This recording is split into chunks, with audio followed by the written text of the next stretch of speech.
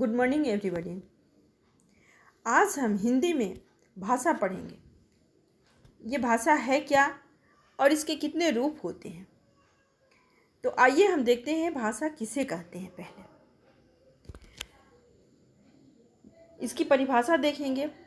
जिस माध्यम से मनुष्य अपने भावों, विचारों और भावनाओं को लिखकर या बोलकर एक दूसरे को व्यक्त करता है, उसे हम भाषा कहते हैं, है ना। जैसे अपनी बातों को अगर हमको कहना होता है, अपनी बातों को बताना होता है किसी को, तो हम बोलते हैं, बोल कर देते हैं या लिख कर देते हैं। तो ये क्या है? ये भाषा है। इसको दूसरे रूप में इस तरह से परिभाषित हम करेंगे। मनुष्य की सार्थक व्यक्त वाणी को भाषा कहते हैं। अब अगला प्रश्न है कि भाषा शब्द की उत्पत्ति कैसे हुई। तो हम जानेंगे कि संस्कृत के भाष धातु से भाषा शब्द की उत्पत्ति हुई है। भाषा के मूलतः दो रूप होते हैं। पहला है लिखित, दूसरा है मौखिक।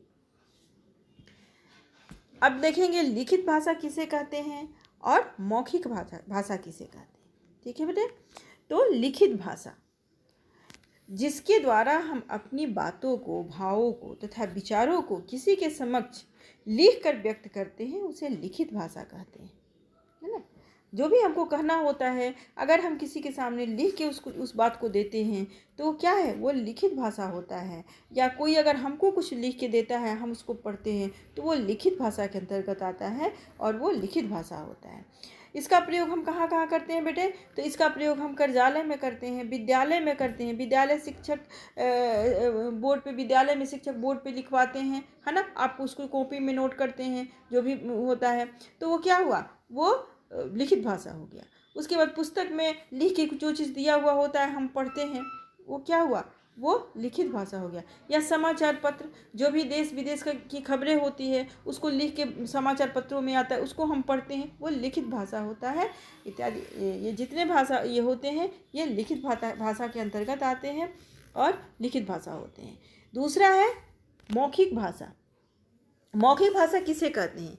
तो जिसके द्वारा व्यक्ति अपनी भावों तथा विचारों को किसी के समक्ष बोल कर व्यक्त करता है, ठीक है, उसे मौखिक भाषा कहते हैं। अब आप कहेंगे कि वो कैसे? जैसे आपको भूख लगी हुई होती है घर में, तो आप अगर मम्मी से आपको खाना मांगना होता है तो कैसे बोलते हैं? बोलते हैं ना जाके कि मम्मी मुझे भूख लगी है, खाना दे दो।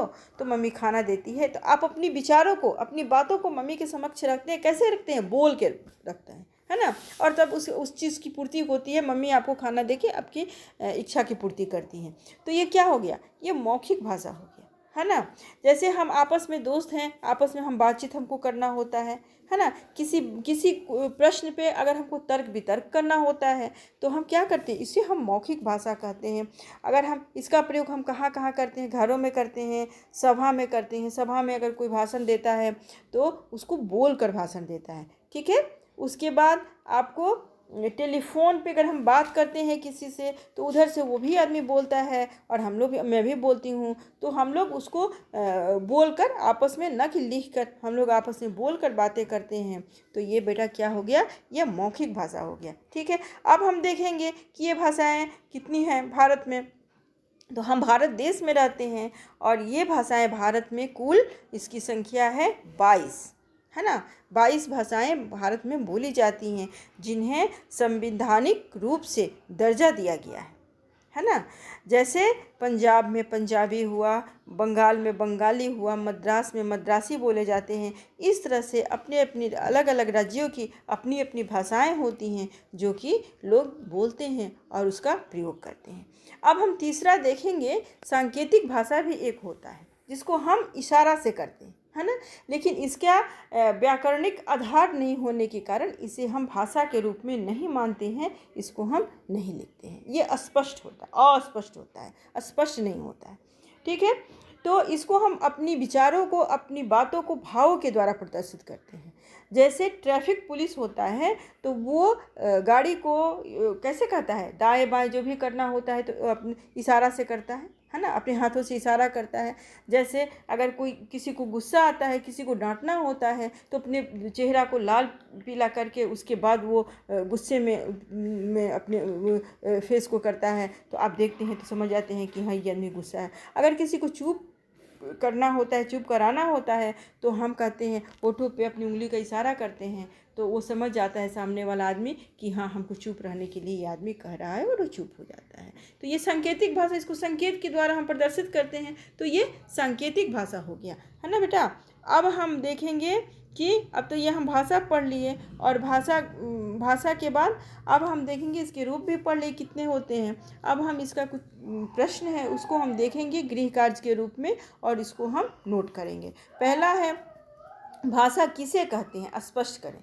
दूसरा है भाषा के कितने रूप होते हैं, लिखें। आपको मैं भाषा किसे कहते हैं, भाषा के रूप भी मैं बताई हूँ कि भाषा कितने होते हैं। उसके बाद से प्रश्न है मौखिक भाषा किसे कहते हैं, तो आपको यहाँ परिभाषित किया गया कि मौखिक भाषा किसे कहा जाता है, लिखित भाषा किसे कहा जाता है। ये आप इसमें नोट करेंगे और साथ साथ याद भी करेंगे।